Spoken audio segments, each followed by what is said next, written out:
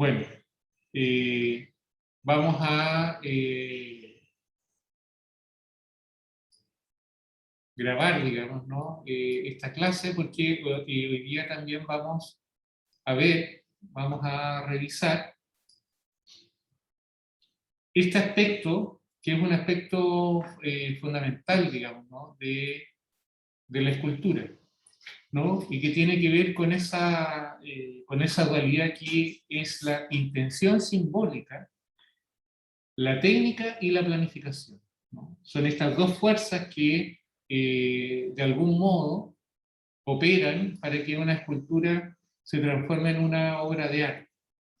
Entonces nos encontramos con estas dos cosas.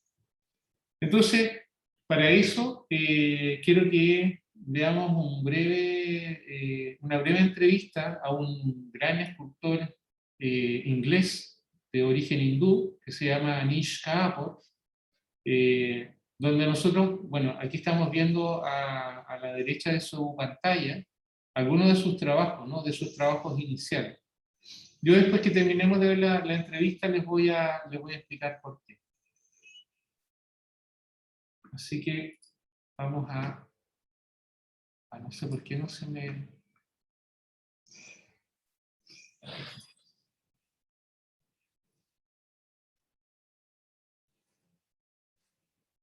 Vamos a revisar.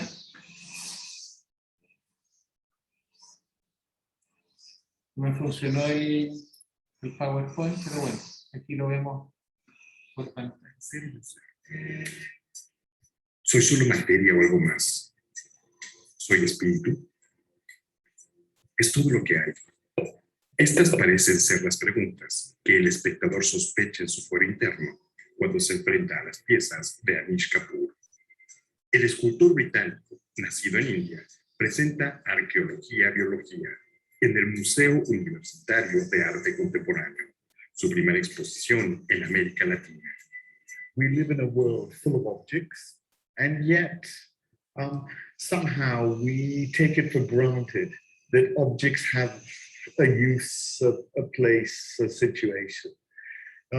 Maybe it's the role of the artist to question that problem of what is the object. Una diversidad de materiales que van desde los pigmentos en polvo, acero, concreto y ceras adquieren nuevas y profundas dimensiones. Kapoor comenzó a explorar con pigmentos al inicio de su carrera. Pigment is a curious material because at one level it is very physical, has a physical reality, a presence. It's almost like a piece of stone, has this kind of materiality. And yet at the same time, it's a kind of fiction because it's an illusion. Color is real and present and has other meanings, which we bring kind of emotively.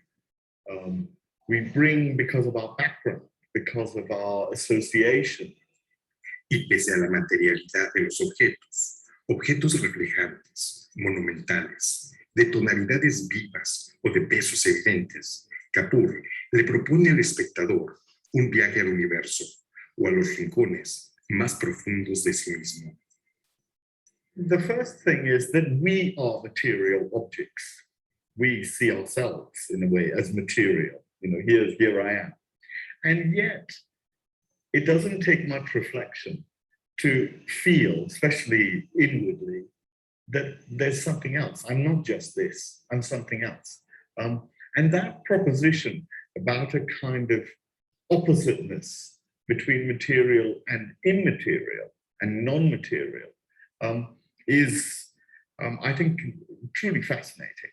We live in a world which is day and night, good and bad, opposite things. So the proposition that a material object is also a non-material object is fascinating. And we see, of course, with science, in science, that more and more that is an acceptable or accepted state of the world.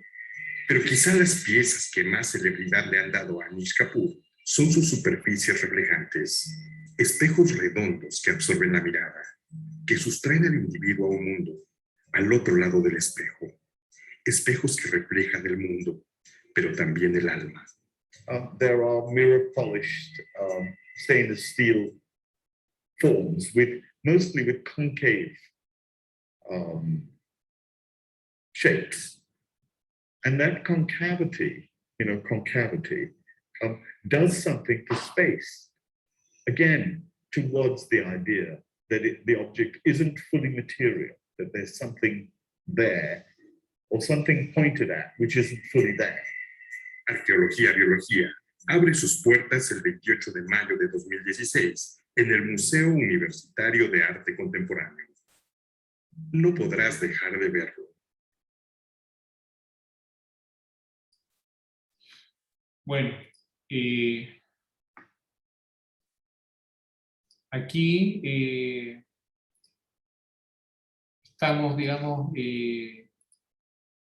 viendo justamente este interesante artista, ¿no? Anish Kapoor a mí me fascina mucho, y justamente yo les seleccioné estas imágenes porque cuando se refería a que empezó a trabajar con los pigmentos, estamos hablando de estos trabajos, ¿no? Que están a su pantalla derecha.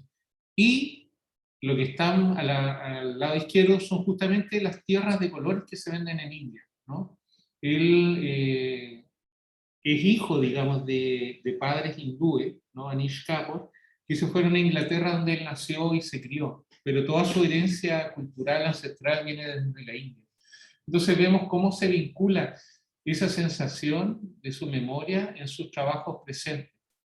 Él igual dice algo que es muy fundamental, ¿no? Que tiene que ver quizás con aquello que conversamos en el primer semestre cuando hablábamos de por qué la escultura, siendo una disciplina de las artes que trabaja con la materia, finalmente lo que busca justamente es la expresión de aquello inmaterial. Porque es justamente ahí cuando Kapoor nos dice que uno mismo, digamos, se presiente y se percibe como un ser físico. Pero uno entiende y percibe de que uno no es solo eso, que es mucho más que eso, ¿no? Que eso es una capa aparente, ¿no? En la cual yo puedo experimentar a través de mis sentidos, ¿no? Pero que en el fondo de eso hay algo más. Y si que ustedes observan los propios trabajos que están haciendo cada una de ustedes, se van a dar cuenta de que finalmente lo que ustedes quieren expresar, la motivación de aquella forma, no tiene que ver con una cuestión material, sino con algo que es totalmente inmaterial. Entonces, esa relación de tensión entre la forma de lo concreto, físico, real, peso, masa, densidad, y aquello que es inexistente a lo material, ¿no? Sino que está en el terreno de las ideas, o en el terreno de las sensaciones, o de los sentimientos, o de las emociones, es lo que motiva y es lo que le da sentido al hecho de hacer arte. Que de alguna manera la escultura, en este aspecto, se transforma en una suerte de puente entre la condición inmanente de esas dos realidades, ¿no? De esa realidad simbólica, ¿no? que yo vivo, y aquella realidad concreta, física, material.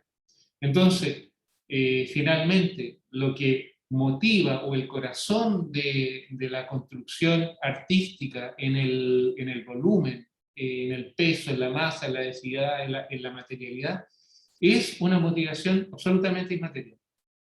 Entonces, es importante tener claridad frente a esta dualidad que finalmente lo que hace es potenciarse para completar el sentido de lo que estamos haciendo. Entonces, para eso, para comprender eso, es importante justamente el tema de la reflexión, porque si no, simplemente lo que yo estoy haciendo, si es que no tiene ese vínculo simbólico, se transforma simplemente en una manualidad y queda solamente como registro de una capacidad técnica de realizar algo. Entonces, hemos insistido mucho en hacer esa diferencia con la artesanía, ¿no? Que la artesanía muchas veces tiene que ver con una relación funcional. Yo estoy haciendo una taza porque necesito tomar té, ¿no? Estoy haciendo un vaso porque necesito tomar agua, y necesito que la materialidad de ese objeto sea lo suficientemente resistente para aguantar esa función. Sin embargo, el arte no es eso. El arte no es funcional, no es práctico. Entonces, al no ser funcional y al no ser práctico, su valor justamente radica en esa otra condición, que tiene que ver con el pensamiento, que tiene que ver con la inspiración, que tiene que ver con la capacidad de representación, que tiene que ver con su capacidad finalmente comunicativa, finalmente con la capacidad de afectar al otro, no en términos de la sorpresa o de la admiración por lo técnico, sino que es capaz de remover algo inmaterial en él, ¿no? Es como la diferencia si ustedes han ido a la Feria de Artesanía que se pone en Concepción, la Feria Internacional de Artesanía, que bueno, no la tenemos desde antes de la pandemia, donde uno va a recorrer los puestos de los artesanos que vienen de distintas partes del mundo, sobre todo de Latinoamérica, y hay cosas que realmente uno se sorprende, ¿no? Que están maravillosamente hechas, con una delicadeza, y uno se admira de eso, ¿no? Y dice, oye, mira que está bien hecho, mira esta talla que está hecha de manera tan delicada, etc. Pero esa admiración no pasa por nosotros hacernos la pregunta de qué es lo que aquello representa, ¿no? Sino nos admiramos por la capacidad de ese artesano o artesana de poder hacer eso, que no tiene nada de malo, ¿no? Pero sin duda representa otra área del conocimiento. Entonces, para eso, hay un autor que se llama Hans-Jörg Gadamer, con un libro que yo les recomiendo mucho, que se llama La actualidad de lo bello. Se lo recomiendo mucho, un libro que yo lo tengo en uno de mis libros como de cabecera. Entonces, cuando él habla del símbolo, ¿no? Que dice el simbolismo en el arte, Gadamer nos remite al significado original del término símbolo, tablilla del recuerdo, refiriéndose a aquel trozo de tablilla que, luego de ser dividida en dos partes, el anfitrión le obsequiaba a su huésped a fin de reconocerse con el paso de los años mediante la unión de sus historias.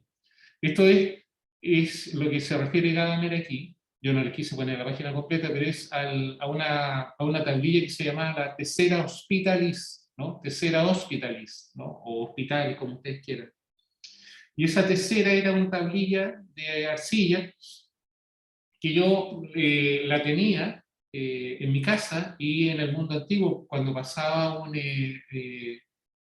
visitante y yo me hacía amigo de él, generaba un vínculo de amistad, él seguía, y cuando se iba yo tomaba esta tessera, la quebraba y le pasaba un trozo a él, ¿no?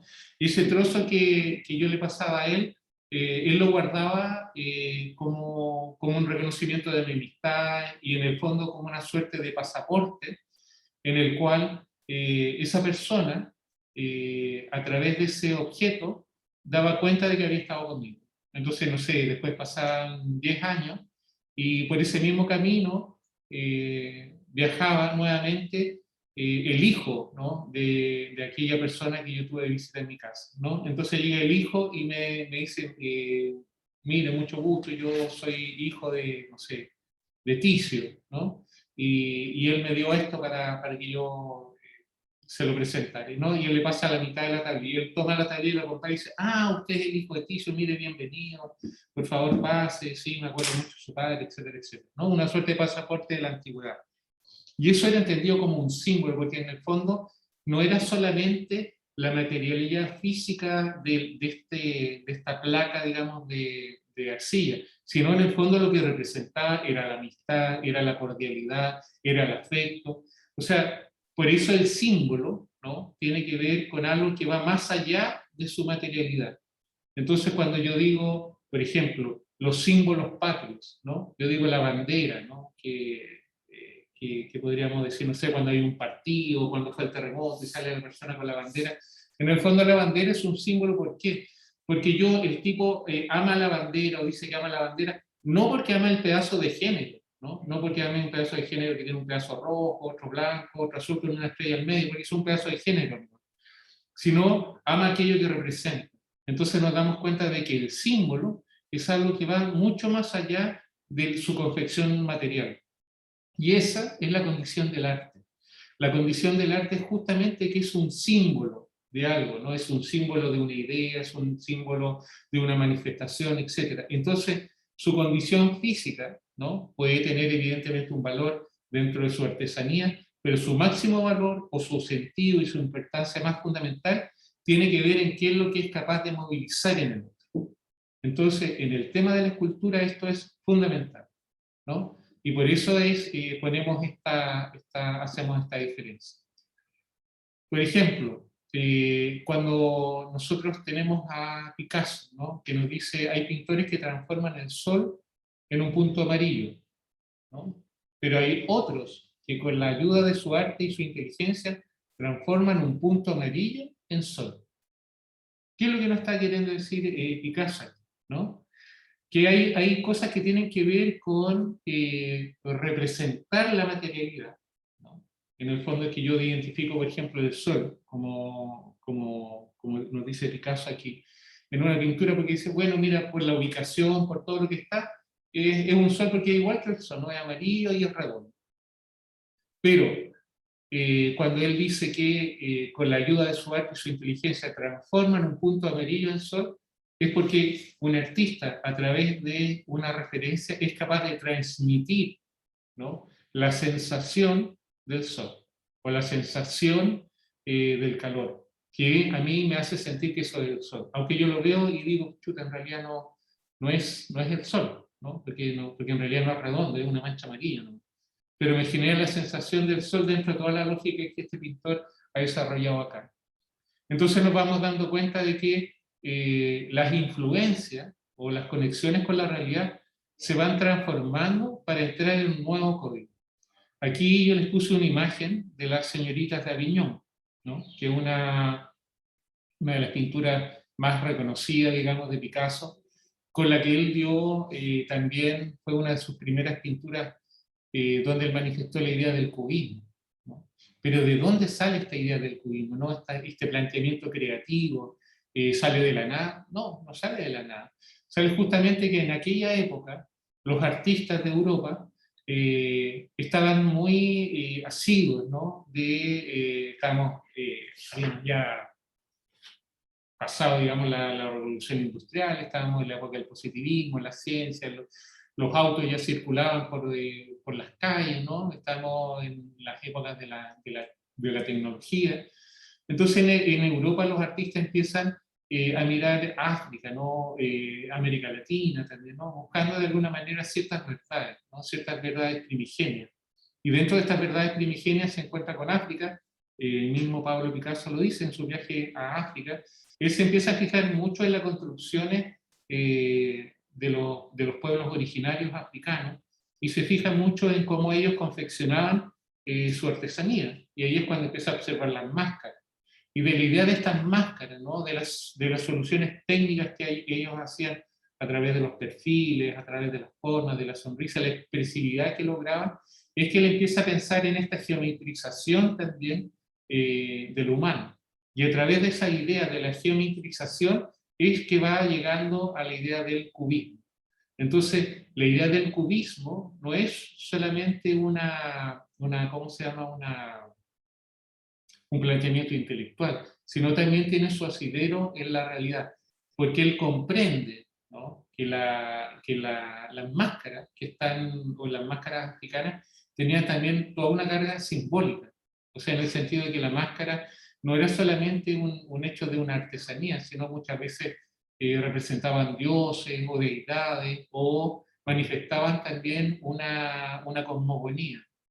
Entonces, Picasso hace lo propio y toma estos principios constructivos, ¿no? de las máscaras africanas y los traslada a la pintura, ¿no? Y al trasladarlo también se da cuenta de los puntos de vista. Entonces lo que hace él ahí es que quiere manifestar una realidad multidimensional en un solo plano. Y como lo logra a través de la pintura, ¿no? Entonces nos damos cuenta de que la construcción, ¿no? de un imaginario artístico auténtico tiene que ver con comprender, ¿no? cuál es la naturaleza de lo técnico y cuál es la naturaleza de lo simbólico. Entonces, esa relación, esas ideas, son las que van motivando la creatividad. O sea, hay una afección. O sea, quiere decir de que yo soy un ser sensible, lúcido, que soy capaz de ser receptivo y esa recepción a mí me va a entregar cierta información. Y esa información que yo voy a recibir es la que me va a permitir, ¿no?, nutrir mi propia subjetividad y ir encontrando simbolismos distintos en aquello. Para eso, por ejemplo, todas las vanguardias de principios del siglo XX fueron fundamentales. Nos damos cuenta que todas las vanguardias, no solamente de la pintura, sino también las vanguardias de todas las artes, porque estaban las artes visuales, también estaba el teatro, la música, la literatura, iban sufriendo, digamos, estas influencias, ¿no?, que estaban vinculadas al mundo de lo que yo estoy viviendo. Entonces, por ejemplo, tenemos el futurismo, ¿no?, que fue fundado por Marinetti, ¿no? Todas estas vanguardias tenían grandes discursos, ¿no?, grandes manifiestos, ¿no?, que querían cambiar el mundo. Entonces, el futurismo, como lo estamos viendo aquí en esta primera imagen, el futurismo tenía que ver justamente cómo el ser humano se vinculaba a aquello que tenía que ver con la técnica, con la tecnología, con la velocidad. Recordemos que hasta el siglo XIX, cuando empiezan a aparecer los primeros intentos de los automóviles, eran cuestiones muy escasas. Pero el medio de transporte fundamental era, ¿cómo se llama?, el caballo, ¿no? Y después cuando aparece el tren, el hombre tiene las primeras sensaciones de fenómenos que no había vivido antes, como la percepción de la velocidad, ¿no? Como cuando uno va en un auto y mira una viña, ¿no?, de uva y ve esas hileras, ¿no?, que van pasando en un efecto muy particular cuando uno va mirando por la ventana, ¿no? Entonces, todos esos efectos, toda esa relación con la velocidad, esa ilusión de que la tecnología iba a ser lo que iba a mejorar el mundo, etcétera, etcétera, es de alguna manera lo que recoge el futurismo, ¿no? Esa idea, digamos, del progreso a través de la ciencia, del pensamiento lógico, de la razón. Después, paralelamente, también suceden otros grandes descubrimientos, como los que hace Sigmund Freud cuando se define, digamos, que el ser humano está determinado por varias capas o varias nociones de realidad o de conciencia. Y estas distintas capas de conciencia son las que hacen, desde la psicología, nominar el ello, el id, ¿no?, y lo inconsciente, ¿no? O sea, en mi yo consciente, de lo que yo estoy despierto, aquello subconsciente, el mundo de los sueños, el mundo de lo onírico, y aquello inconsciente, ¿no?, que tiene que ver también con mis actos reflejos, ¿no?, con el palpitar de mi corazón, etc. Entonces, esta disección de la realidad que inicia Sigmund Freud con la declaración y la puesta, digamos, en marcha de las ideas del psicoanálisis, son las que generan en los pintores también el cuestionamiento frente a la realidad visible.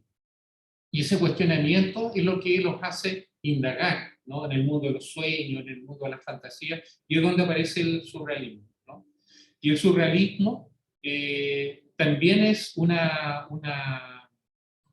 simbolización, ¿no?, de aquel mundo interior. Por otro lado, después de la Primera Guerra Mundial y del auge de una de las primeras vanguardias, que fue el impresionismo, ¿no?, que fue una de las primeras vanguardias, y que muchas personas a veces confunden el impresionismo con algo que es muy expresivo, y la verdad es que el impresionismo, lo que estaba preocupado, que es ¿no? Donde estaban, no sé, Manet, Monet, Edgar Degas, etcétera, ¿no? Estaban preocupados ellos de los fenómenos de la luz, porque en aquella época, a principios del siglo XX, también estaban muy adelantados ¿cómo se llaman? Los estudios científicos en relación a la óptica.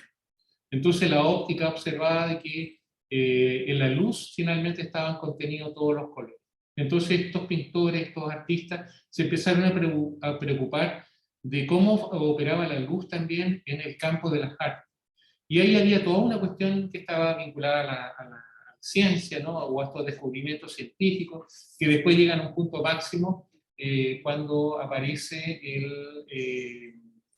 los pintores concretos, ¿no? O puntillistas, que después son ¿cómo se llama?, denominados despectivamente. Igual el impresionismo también es una denominación despectiva que se le hace a un salón de artistas por un crítico de arte que dice que, bueno, que esto da la impresión de que fuera, por ejemplo, no sé, un barco o dos botes, digamos, en una tarde en un río, ¿no? Pero que si uno realmente se acerca se da cuenta que son puras manchas, que la mancha no alcanza, digamos, a dibujar la forma exacta del barco, sino que a uno le da la sensación. Y esa sensación es la que hace que se denomine como impresionismo. En oposición al impresionismo nace el expresionismo. Y el expresionismo justamente lo que quiere hacer es manifestar los valores éticos, ¿no?, y morales de una época que había sido tremenda, ¿no?, después de las guerras mundiales, sobre todo la Primera Guerra Mundial, que fue la más cruenta, la más salvaje. Existen los artistas la necesidad de expresar ¿cómo se llama?, el sentir humano, ¿no? La emoción interna, la angustia, como esta obra que estamos viendo aquí, que es tan conocida, de Edvard Munch, un expresionista alemán, que fueron los que hicieron con mayor fuerza, digamos, este movimiento, y hablan un poco de la angustia, pero para hablar de la angustia, no va a ir con una persona angustiada, sino trata de manifestar esa sensación.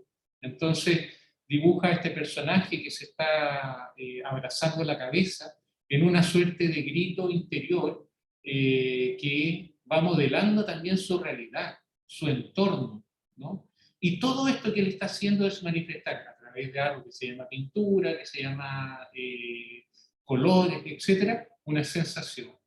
Entonces, lo que nosotros estamos viendo es justamente ver esa sensación.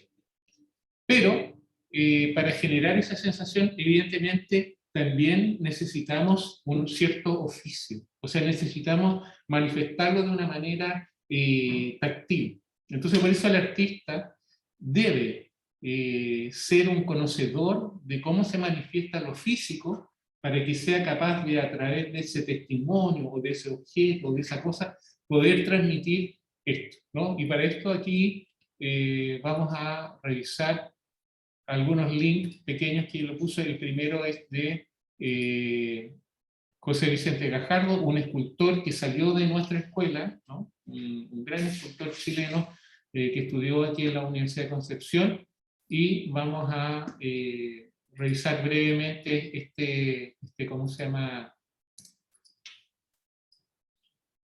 este comentario, digamos, ¿no?, que él nos hace.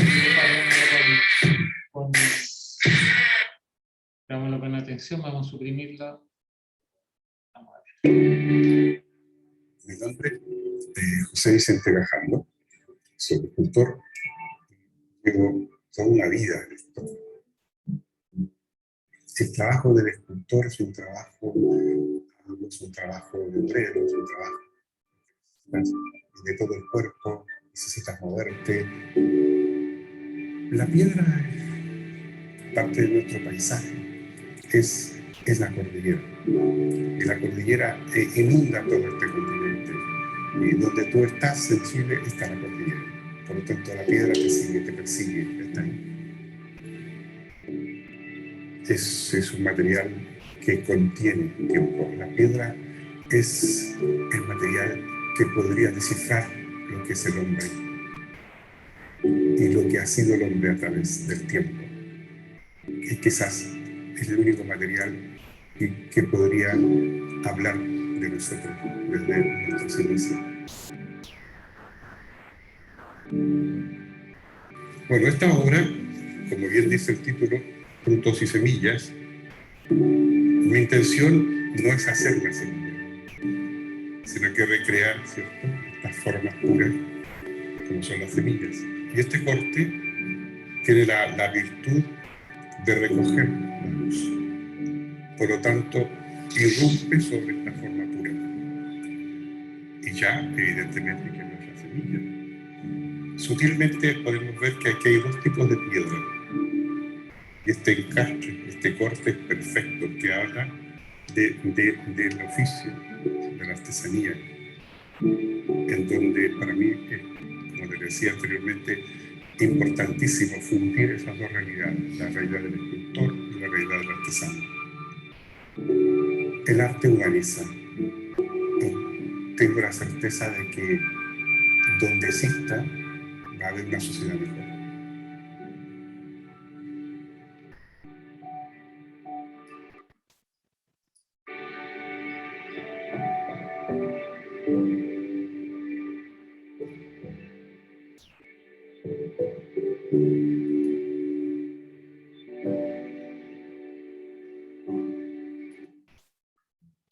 Bueno, ahí estamos viendo el trabajo de José Vicente Gajardo y bueno, ahí él lo dijo, ¿no? Lo dijo con todas sus letras, ¿no? Nos dice quien no quiere representar a la semilla, ¿no? Sino que quiere rescatar las formas puras. Y en ese corte perfecto de la piedra es donde se genera la tensión, ¿no? Y es donde él aparece también, él dice, aparece la artesanía, que él le da muchísima importancia a la artesanía, porque justamente funde esas dos realidades, ¿no? La realidad de aquello esencial, que es la semilla y la idea de la semilla, con el contacto físico con la piedra. Entonces, él ahí nos está diciendo textualmente lo que estamos conversando ahora, ¿no? De fundir aquello que es lo simbólico con lo técnico, ¿no? No pueden estar separados. Aquí vamos a ver otro link que es de Mario Irarrázaval. Mario Irarrázaval, un gran escultor, el cual tuve la suerte de ser su ayudante por algún tiempo, y me enseñó también a conocerlo a él como ser humano, que es una persona bien maravillosa, y que justamente él trabaja otra técnica, ¿no? Que es la fundición, ¿no? Antes de ser una vengadora, tenía esta familia.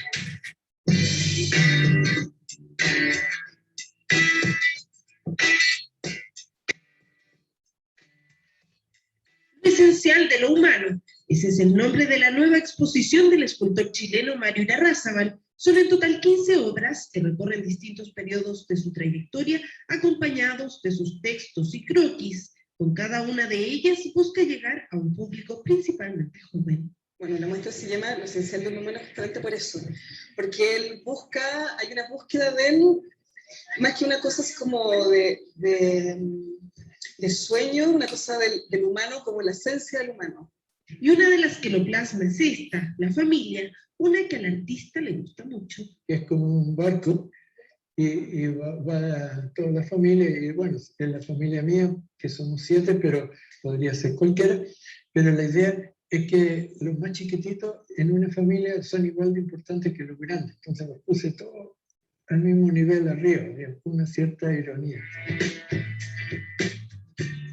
Probablemente una de las obras icónicas de Mario Irarrázaval es la famosa mano emplazada en Punta del Este, en Uruguay, o una de sus favoritas, la que hizo en el desierto de Atacama, pero su camino en el arte empezó décadas antes, aunque no sin problemas. Su familia no respaldaba su interés y entró al seminario en Estados Unidos y luego estudió arte y filosofía. Luego entró a teología en Roma hasta que antes de volver a Chile fue aprendiz de Valdemar en medio de la Guerra Fría en la Alemania Occidental. Todas situaciones que influyeron su arte. Lo mío es la sociedad humana, digamos, es el problema de la relación entre las personas, ¿no? El sentido de la vida, el sentido también el sinsentido de la guerra, de odiarse uno u otro. Además, tal como en el caso de la exposición actual, se ha caracterizado por ocupar espacios públicos. Que el deseo de todos nosotros debiera ser de humanizar nuestro entorno. Tiene una dimensión urbana, es decir, que por su escala es capaz de irradiar y relacionarse con su contexto, incluso a nivel geográfico. Lo esencial del humano está disponible para quienes la quieran ver en el campus Los Leones de Providencia de la Universidad San Sebastián. Se puede visitar gratuitamente de lunes a viernes desde las 8 de la mañana. Marcos. Franza Carter, CNN, Chile.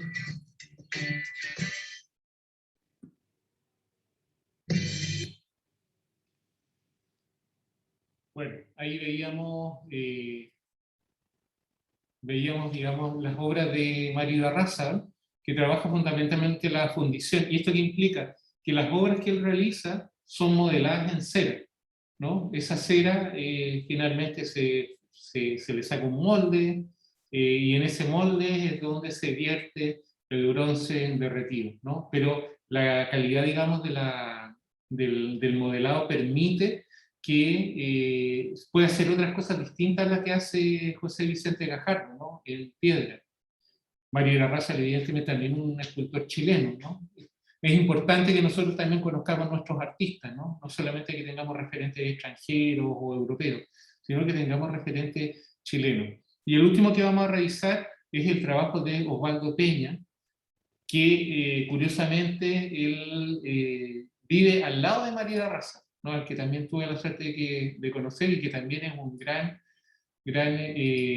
escultor y un gran artista, pero que fundamentalmente trabajó mucho. ¿Quiere ganar un segundo salario sin esfuerzo?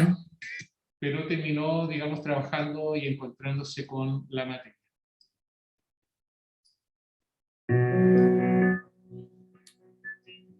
La obra se relaciona con el espacio urbano, primero desde el tema, segundo desde la escala, estudiando el lugar y teniendo en cuenta cuestiones como el tráfico de personas, ver de qué manera los habitantes de ese lugar pueden establecer una relación con la obra.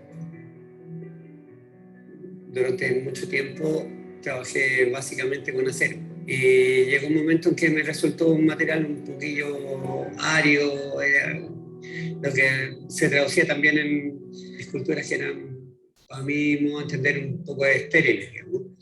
Y tuve un cambio y apareció la madera y volvió a ser más fuerte la relación con la figura humana, en el sentido de que hay una suerte de color con la piel, hay aromas que son súper evocadores, hay colores, y de alguna manera también en el árbol hay una relación simbólica con el ser humano, digamos.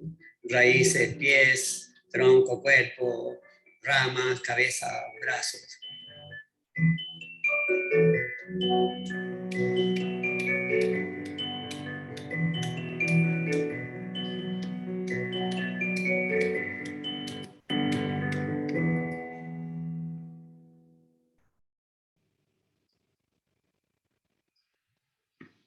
Bueno, ahí veíamos el trabajo de Osvaldo Peña y finalmente cerramos, digamos, declarando esto, ¿no? Que tiene que ver con que sus trabajos deben ser capaces de relacionar aquello simbólico que tiene que ver con lo que quieren decir, y esa carga simbólica se debe manifestar físicamente a través de su desarrollo técnico. Entonces, por eso es tan importante lo técnico, porque saber desarrollar bien un trabajo, saber darle una buena terminación, lo va a potenciar como un elemento significativo para aquella persona que lo está viendo. Eso. Preguntas, dudas, comentarios.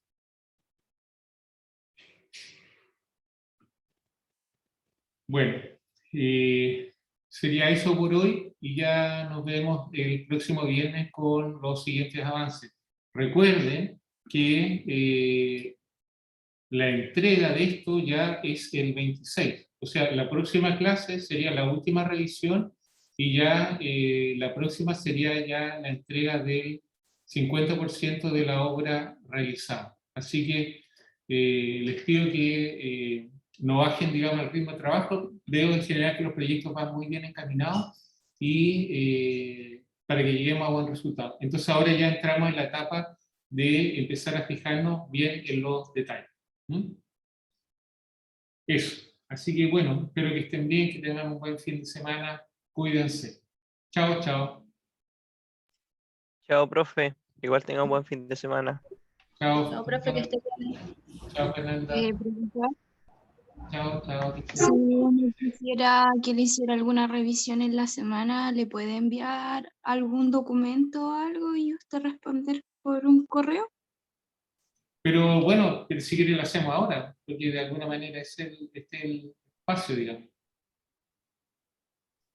Sí, es que no me encuentro, estoy trabajando. Ah, ya. Ya, bueno, mándamelo por correo. Ya, gracias. Y nos ponemos de acuerdo. Ok. Ya que estés bien. Bueno, chao. Chao, chao. Igualmente. Chao.